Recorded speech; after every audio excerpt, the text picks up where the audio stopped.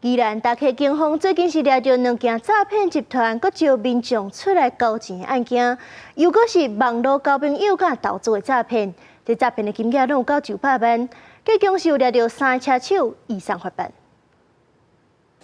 你要说什么东西？我是货运公司的。货运公司。警方解问，诈骗车手也个骗讲家己是货运公司的人，杨过也是由警方看半夜卡手。宜兰大会警方接到一个姓的查甫人报案，讲伊伫网络顶识识一个查甫人，和对方感情诈骗。对方叫伊先付钱，底底收洗面纸包裹，伊已经损失2113000块。大声化工手机也搞出来，警方也接到另外一个姓林的女子报案，伊同款是伫网络顶交朋友，对方骗伊去投资虚拟货币，也个买黄金，教伊安怎付钱，已经和对方900万。2件案件，警方拢协助被害人。伫咧面交时阵，当场抓到车手甲成员，查到现金、手机、点钞机等证物。本分局近期接获多起民众诈骗咨询案件，为有效遏止诈欺犯罪，迅速成立专案小组，加强查缉。